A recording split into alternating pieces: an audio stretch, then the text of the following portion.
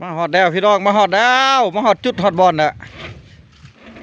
ถือว่ากาเกียมพี่น้องเอาอุปกรณ์เฮาลงตั้งตะบันน้ำพี่น้องให้ลูกค้า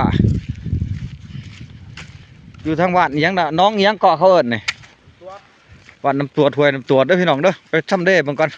ว่ามันฉิบเป็นตาอยู่บ่เพราะว่าน้ำอยู่นี่กับน้ำมันน้ำเพียงพี่น้องเนี่ยมันฉีบได้ประจักแต่ว่าทางทีมงานเฮานี่แม่นเพิ่นได้มาบุกเบิกแล้วพี่น้องคันที่บอกบุกเบิกก็ถือว่ามาบุแปลงนะบุแปลงว่าตั้นน้ำพี่น้องเนาะแล้วก็ว่ามันฉีได้บ่กับบ่ท่านมั่นใจเด้อพี่น้องเด้อแต่ว่ามาเซเว่เบิ่งมาอันนี้เบิ่งก่อนพี่น้องตามการสันนิษฐานของเฮามันสิเป็นคือแนวใดพี่น้องโอ้ยเพิ่นก็เฮ็ดได้เฮ็ดดีพี่น้องเอ้ยพูดอะโอ้เนาะ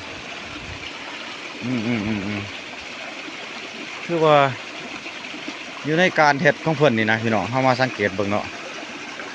คือว่าคักได้พี่น้องเว้ยแน่นอนอยู่นี่เนาะตามเบิ่งนี่ก็คือสิผ่านพี่น้องเนาะเพราะว่ามันสูงอยู่พี่น้อง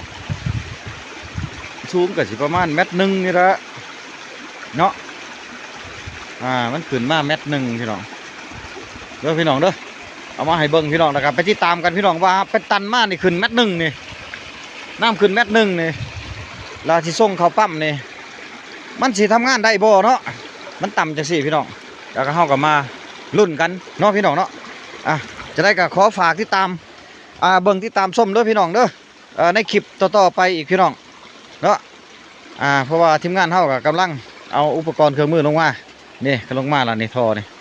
ลงมาเบิ่งน้ำกันนี่ละได้หรือบ่ได้ก็ดีให้มันหายสงสัยนี่ละพี่น้องเลย